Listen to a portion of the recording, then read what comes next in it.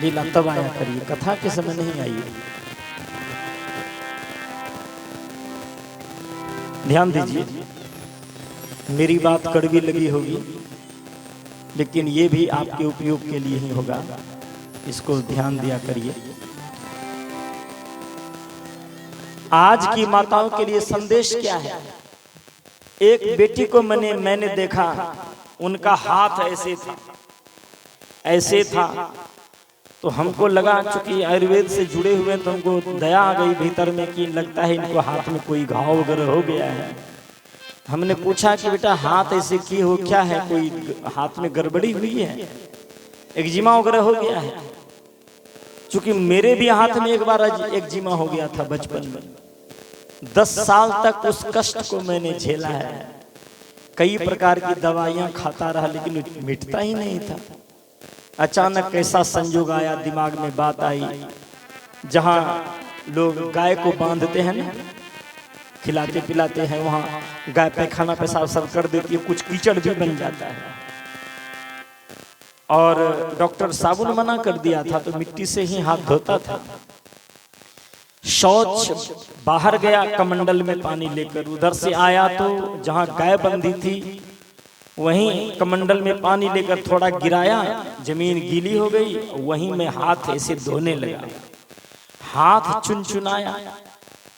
चुनचुनाया तो जल्दी जल्दी उसको मैं धो लिया तो 10 वर्ष के बाद मुझे वो अनुभूति हुई, मेरा हाथ मुलायम लग रहा है। क्या बात है, नहीं तो जरा सा हाथ ऐसे हो जाए तो चरचरा कर फट जाए और ब्लड गिरने लगे, खून गिरने लगे। मैं तो कई बार डॉक्टर से ये भी कह दिया था, डॉक्टर साहब इतनी पीड़ा होती है कि ये हाथ ही काट दीजिए यहाँ से। इतना ही था मात्र, न इधर और कहीं, मात्र इतना था। वो कष्ट जो मुझे अनुभव था तो मुझे दया आ गई, हमको लगा कुछ हुआ है इनको। फिर 1-2 बार मैंने गाय के पेशाब में हाथ धो करके प्रयोग किया तो परिणाम आ गया। तो लगातार 10 दिन तक 15 दिन तक उसी कीचड़ में हाथ लगा करके धोना, 5-10 मिनट तक हाथ में कीचड़ लगा के रखना।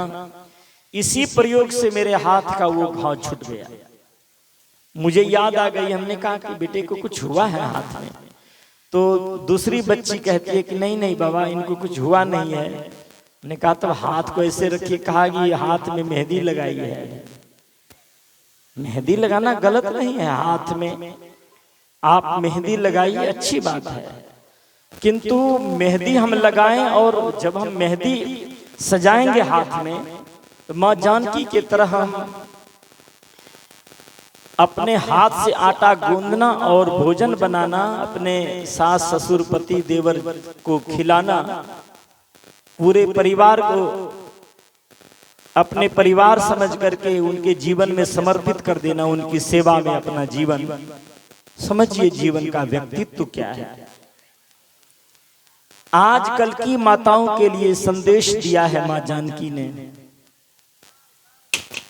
हर व्यक्ति आज तो जो भी कम से कम ज्यादा नहीं 10 बीघा जमीन वाले की बेटी है तो वो ससुराल जाती है तो वो पलंग पर से उतरती ही नहीं, चप्पल तक नहीं खोलती है। जमीन से संबंध टूट गया। जमीन का संबंध आपसे जुड़ा रहना चाहिए। हालांकि ये क्षेत्र किसान का है, शहर नहीं है, मैं बोल रहा हूँ यहाँ के सभी माताएं बहनें सब जमीन से जुड़ी हैं। क्योंकि सुबह सुबह देखता हूँ तो सब खेत की तरफ निकलती हुई माताओं को जरूर जाना चाहिए, खेत घूमना चाहिए, खेत का काम करना चाहिए, तब आपका जीवन स्वस्थ रहेगा। उतना रोगी आप नहीं होंगे जितना रोगी शहर की माता हो जाती हैं। शहर की जो माँ बहन है बहुत रोगी हो जाती हैं, उनको जमीन से संबंध ही नहीं रहता। एक चप्पल खोलती है दूसरा चप्पल पहनती है, यहाँ तक कि घर में भी पहनने की चप्पल अलग होती है, बाहर जाने के लिए अलग चप्पल होती है। आपका पैर जमीन से जुड़ा नहीं रहेगा तो जमीन से उर्वरा शक्ति मिलती है और धीरे धीरे शहर में रहने वाले व्यक्ति का जीवन हल्का हो जाता है, कमजोर हो जाता है और शरीर की इम्यूनिटी घट जाती है, बर्दाश्त करने की क्षमता घट जाती है। इसलिए रोगों से लड़ने की क्षमता घट जाती है। आप जितना मिट्टी से जुड़ी रहेंगी उतना आपका जीवन स्वस्थ होगा। तो जीवन जीने की कला माँ जानकी देती है कि ससुराल में हमें कैसे जीवन जीना है। ये सूत्र यदि हमारे जीवन में उतर जाए तो रामचरितमानस को बाहर से हमें पढ़ना नहीं पड़ेगा। इस कथा के माध्यम से यदि इतना सा छोटा सा सूत्र हमारे जीवन में आ जाए, जहां नारियों की पूजा होती है वहां देवता रमन करते हैं। इस अवस्था में रहने के बावजूद भी भगवान श्री राम ने अपनी धर्म पत्नी मां जानकी को गर्भावस्था में जंगल भिजवा देते। समझिए, जहां नारियों की पूजा होती है वहां देवता रमन करते हैं। यहाँ गर्भावस्था में भगवान राम अपनी धर्म पत्नी मां जानकी को जंगल भिजवा देते हैं। परिणाम क्या हुआ? कुछ महिला अध्यक्षा, महिला संगठन, सुरक्षा संगठन की अध्यक्षा आ गई मां जानकी के पास कि माता जी आप चिंतित मत होइए, मैं आपके साथ हूं। आप चलिए कोर्ट में मुकदमा पेश करिए, हम आपकी तरफ से लड़ेंगे और राम जी को जंगल भिजवा देंगे, आपको अयोध्या में रखवा देंगे। मां जानकी ने कहा किसके विरोध में बात कर रही हो? मेरे प्रभुवर राम के बारे में। निश्चय ही उन्होंने जब मुझे वन भेजा है तो कहीं न कहीं कोई न कोई कारण होगा। एक झोली में फूल खिले हैं, एक झोली में कांटा रे, कोई कारण होगा। जरूर मेरे हित के लिए उन्होंने सोचा है।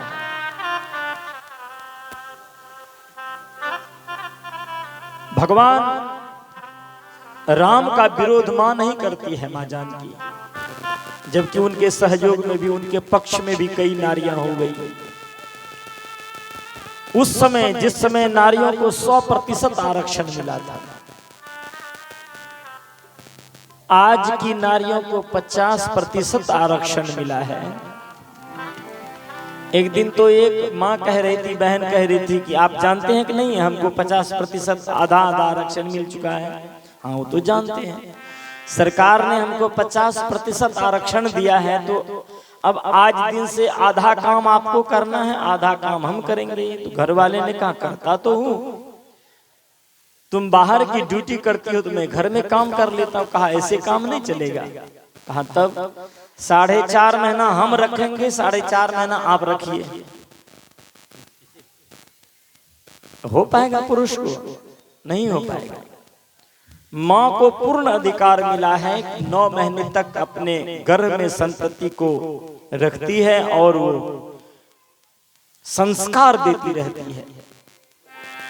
कितना संयम से जीती है, खाती है, पीती है, सोना बैठना जागना एक ही क्रिया उनका कितनी सावधानी पूर्वक करती है। तब एक संतति को जन्म देकर के मां बन पाती है। मां जानकी संकल्प लेती है कि गर्भावस्था में भिजवाया है प्रभुवर राम ने, तो मैं भी संकल्प लेती हूं गुरुदेव के आश्रम में रहकर मैं 2 संतति को जन्म दूंगी। 2 संतति को जन्म दिया और दोनों संतति का लालन पालन इस संस्कार से युक्त किया। पता तो तब चला जब भगवान राम अश्वमेध यज्ञ के लिए घोड़ा छोड़ देते हैं और घोड़ा को पकड़ लेता है लवकुश। उसको छुड़ाने के लिए भरत आते हैं, शत्रुघ्न आते हैं, उनको भी बंदी बना लिया। लक्ष्मण आया, उनको भी बंदी बना लिया। हनुमान आया, उनको भी बंदी बना लिया। अंत में राम जी खुद आते हैं और प्यार पूर्वक कहते हैं बेटा छोड़ दो घोड़ा को, और वो छोड़ता नहीं है। अंत में पिता के साथ युद्ध भी करने की तैयारी कर देता है। माँ दौड़ कर आती है उधर से, अरे बेटा रुको रुको रुको, पता है तुमको तुम किसके साथ लड़ रहे हो? नहीं माँ पता नहीं कौन है। कहा ये तुम्हारे पिता हैं, पिता से युद्ध नहीं किया जाता, तुम इनके चरण में जाकर चरण स्पर्श करो, झुको। समझिए, राम जी को भी पता नहीं है कि ये हमारे सुपुत्र हैं। मतलब ये है कि माँ जानकी जंगल में रहकर अपनी दो संतति को ऐसा संस्कार देती है, आज उनके संस्कार को देख करके दुनिया नतमस्तक होती है। हमारी माताएं घर में रहती हैं और साधन संपन्न होकर जीती हैं। जितना साधन संपन्न जीवन आज है, उतना साधन संपन्न जीवन जंगल में नहीं हो सकता है, न हुआ था माँ जानकी को। साधन विहीन जीवन जीकर भी माँ जानकी अपने बच्चे को संस्कारित करती है। और आजकल हमारी माताओं के घर में साधन युक्त जीवन है। कोई परिश्रम नहीं करना है, गेहूं पीसने के लिए चक्की है, चावल बनाने के लिए मशीन है, मसाला पीसने के लिए मिक्सी है, कपड़े धोने के लिए वॉशिंग मशीन है। अब चापाकल नहीं चलाना है, कुआं से पानी नहीं खींचना है, मोटर के द्वारा पानी ऊपर खींचा गया, टूटी खोलिए हर हर पानी गिरेगा। शरीर को कोई मेहनत नहीं करनी है। परिणाम क्या हो गया आज? परिणाम ये हुआ, पहले जब हम जन्म लेते थे, हमारी माँ अपने घर में जन्म देती थी, और अब हम जन्म लेते हैं घर में नहीं, अब हम जन्म लेते हैं हॉस्पिटल में। ये दुर्भाग्य हमारे जीवन में आया है। क्यों? हमारे जीवन से श्रम विदा हो गया। मां जानकी अपने जीवन में श्रम करती है, स्वस्थ जीवन जीती है। हम अपने जीवन के श्रम को विदा कर दिए, श्रम रहित हमारा जीवन हो गया, और परिणाम ये हुआ, शरीर मिला है तो कुछ श्रम करना ही चाहिए। श्रम करना बंद कर देंगे तो शरीर धीरे धीरे स्थूल हो जाएगा, रोगी हो जाएगा। मानव जीवन को स्वस्थ बनाए रखने के लिए 3 सूत्रों की जानकारी आपको होनी चाहिए, और 3 सूत्रों पर आपको चलना चाहिए। पहले समझिए, मानव जीवन को स्वस्थ बनाए रखने के लिए 3 सूत्र दिए हैं परमात्मा ने, महापुरुषों ने, कि सम्यक आहार, सम्यक नींद और सम्यक श्रम। आहार सम्यक नहीं होगा, नींद सम्यक नहीं होगी, श्रम सम्यक नहीं होगा, तो आपका जीवन रोगी हो जाएगा। सम्यक उसे कहते हैं, ना अधिक हो न कम हो, शरीर से श्रम अधिक ना हो, कम भी ना हो। इतना श्रम करिए कि कम से कम शरीर से पसीना निकल जाए। जितने अंगावयव हैं, देखिए छोटे छोटे जानवर भी, कुत्ता भी, बिल्ली भी जब दौड़ती है सुबह सुबह उठ करके, वो अपने शरीर का व्यायाम करते हैं। सब मनुष्य आलसी होकर पड़ा रहता है। सम्यक श्रम, सम्यक आहार। मनुष्य कभी कभी घूस लेकर खाता है, अपनी आदत मान करके कुत्ता को भी घूस देकर खिलाना चाहता है। कभी पेट भरा हुआ हो और अच्छा रसगुल्ला आ जाए और स्वादिष्ट खीर मिल जाए तो पेट भरा हुआ है, नहीं खाएंगे। नहीं सर, 2 चम्मच खा लीजिए, ज्यादा नहीं। अब 2 चम्मच खाए, 1 कटोरी खीर है, 2 चम्मच इतना अच्छा लगा कि धीरे धीरे पूरा कटोरी का खीर खा गए। क्यों? जीव को अच्छा लगा। एक दिन एक मालिक ने कुत्ते को खिलाया और कुत्ता को खाने की इच्छा नहीं थी, तो रोटी में घी लगा दिया, तब खाएगा कुत्ता। दूध मिला दिया, कुत्ता ने कहा, हे भगवान, मालिक घूस लेकर के जीवन जी रहा था, हमको भी घूस देकर के जीवन जीने के लिए मजबूर करता है। हम इनके चक्कर में नहीं आ सकते। दूध में रोटी मिला करके दिया, कुत्ते ने कहा नहीं, हमारी इच्छा ही नहीं है खाने की, हम खाएंगे। जितने भी पशु हैं, उनको जब नहीं खाने की इच्छा होती है, कभी अपच होता है, तो देखना वो खरपतवार खा करके उल्टी कर देता है। जब भूख लगती है कड़ी, तब मालिक के आगे पीछे कुत्ता करने लगता है, पूंछ हिलाने लगता है, मालिक अब दीजिए खाने के लिए, भूख लग गई। क्यों? कुत्ता अपने ढंग में जीता है, वो कभी अपने जीव के साथ गलत प्रयोग नहीं करता है। तब है वो मांसाहारी, लेकिन वो स्वस्थ जीता है। ध्यान दीजिए, मनुष्य के लीवर को परमात्मा ने मांसाहारी व्यक्ति की तरह, मांसाहारी जानवर की तरह लीवर नहीं बनाया है। मनुष्य को शाकाहारी जीवन बनाया है जीने के लिए, लेकिन हम जीभ के स्वाद में पड़कर दूसरे प्राणी को मार करके मांस खाने लगते हैं। भागवत में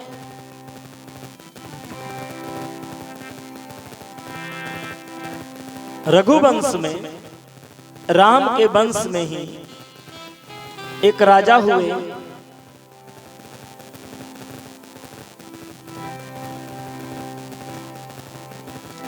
महाराज पृथु के वंश के, और इतने प्रतापी राजा हुए, अपने राज्य व्यवस्था में सैकड़ों यज्ञ किया उन्होंने, और यज्ञ जब पूरा हो रहा था, एक बार 99 यज्ञ या 100वां यज्ञ पूरा हो रहा था, तो यज्ञ संपन्न की ओर ही था, तब तक में ऋषिवर नारद वहां पहुंच गए। ऋषिवर नारद को देख करके राजा को लगा कि हमारा सौभाग्य है, आइए गुरुदेव बैठिए, हमारा यज्ञ पूरा हुआ जा रहा है, आशीर्वाद दीजिए आप। ऋषिवर नारद तो खड़े खोटे कहने वाले थे व्यक्ति। यज्ञ पूरा हुआ, जब एक साथ बैठता है तब ऋषिवर नारद कहते हैं कि राजन, पापी तो मैंने बहुत देखे, लेकिन तुम्हारे जैसे पापी नहीं देखे। उनको आश्चर्य लगा कि पापी बहुत है, लेकिन गुरुदेव कहते हैं कि तुम्हारे जैसा पापी। कहा क्यों गुरुदेव, हम तो 100 यज्ञ पूरा किए हैं, तो आप कैसे कहते हैं कि हम बड़े पापी हैं। ऋषिवर नारद ने कहा कि तुम इसलिए पापी हो कि यज्ञ करके, यज्ञ के नाम पर तुमने जितने जानवरों को मारा है, तुमको विश्वास नहीं है, तुम आंख उठाकर ऊपर देखो, जितने जानवरों को तुमने मारा है, सभी जानवर तुमको दृष्टि फैलाकर देख रहे हैं, ये सब तुमसे बदला लेंगे। राजन कहा कि भगवान आप उपाय बताइए, अब क्या करेंगे। कहा क्या उपाय करेंगे, क्या उपाय करोगे तुम, और हम क्या बताएंगे। कहा हम तो अपने मन से हिंसा नहीं किए हैं जीव का। कहा तब, कहा वेदों का आश्रय लिए हैं, वेद जो कहता है, शास्त्र जो कहता है, पुराण जो कहता है, उसी के अनुसार हम यज्ञ किए हैं। शास्त्रों में प्रमाण है, वेद में प्रमाण है।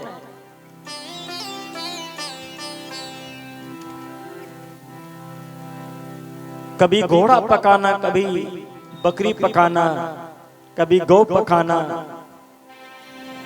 पशु को बलि देने की बात कही गई है वेद में। कहा नहीं बेटे, नहीं समझ सके तुम।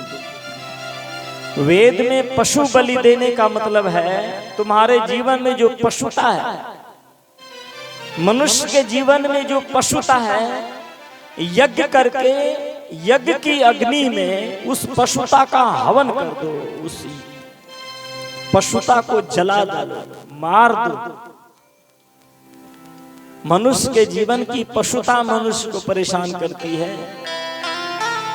इसलिए अज को मारने का मतलब है, अज को पकाने का मतलब है बकरी पकाना। मतलब मनुष्य के भीतर जो चंचल वृत्ति है, उस चंचल वृत्ति को मार देना।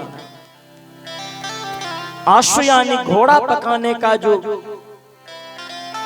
नियम बताया गया है शास्त्रों में, वेद में, मतलब जो अहंकार की वृत्ति है, अहंकार की वृत्ति को समाप्त कर दो, जलाओ, पकाओ यज्ञ की अग्नि में, ज्ञान की अग्नि में पकाओ।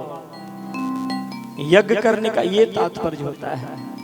लेकिन वेद शास्त्र पुराणों की भाषा तुम नहीं समझ सके, इसलिए कि तुमने गुरु का संग नहीं किया। यज्ञ करने से पहले यदि तुम हमें बुला लिए होते तो इतने हत्या के पाप से तुम बच जाते।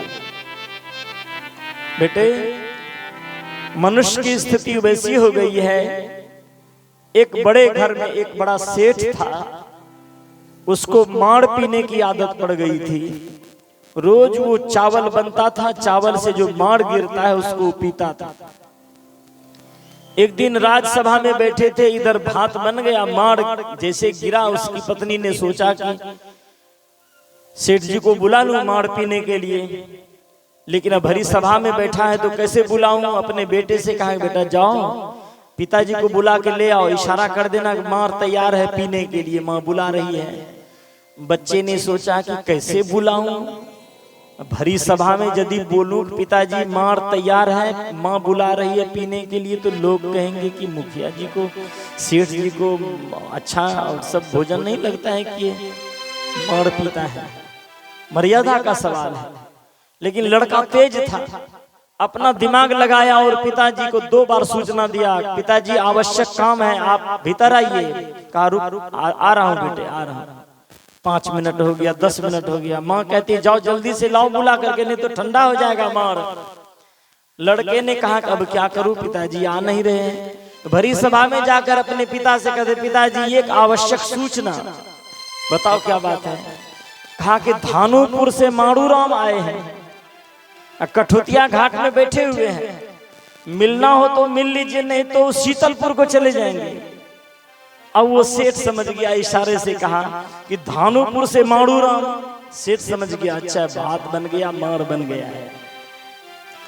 समाज में कहा कि 2 मिनट में आ रहा हूं। जल्दी से आया, 1 गिलास माड़ पिया और फिर चला गया सभा में। मतलब यह है कहने का कि शास्त्रों में जो नियम दिया गया है, तो शास्त्रों के रहस्य को समझने के लिए गुरु की जरूरत पड़ती है। इसलिए हमारे गुरुदेव बार बार कहा करते थे, छोटी उम्र में जब अध्ययन करने का समय था, बहुत याद करते थे। गुरुदेव से हम कहा करते थे, गुरुदेव जहां जहां चिन्ह लगाना हो, श्लोक में, कविता में, चौपाई में चिन्ह लगा दीजिए, सबको याद कर लेंगे। एक दिन गुरुदेव ने कहा, बेटे कितना पढ़ोगे? हमने कहा जब तक आपकी कृपा है तब तक पढ़ेंगे। कहा नहीं बेटे, शास्त्रों को पढ़ना चाहिए, चिंतन करो, मनन करो, निधिध्यासन करो, पढ़ने के बाद उस पर चिंतन करना चाहिए, मनन करना चाहिए, तब उसके ऊपर चलने का प्रयास करना चाहिए बेटे। और जितना चलोगे, ये कथित ज्ञान से ज्यादा प्रभाव पड़ता है तुम्हारे आचरण का। जो ज्ञान तुमने, जो जानकारी तुमने प्राप्त की, उसके अनुसार यदि तुम्हारा व्यवहार हो जाता है तो उस ज्ञान का महत्व होता है। केवल ज्ञान को रट लोगे, जीवन में व्यवहार में परिवर्तित नहीं करोगे, ज्ञान के अनुसार तुम्हारा व्यवहार नहीं होगा तो उस ज्ञान का महत्व नहीं होता है। इसलिए जितना सीखे हो उतना जीने का प्रयास करो। और शास्त्र को तो पढ़ो बेटे, लेकिन गुरु को पढ़ो। कितना शास्त्र पढ़ोगे? गुरु को पढ़ोगे तो गुरु वो शक्ति प्रदान कर देगा तुम्हें। गुरु वो शक्ति है, गोस्वामी जी कहते हैं कि जैसे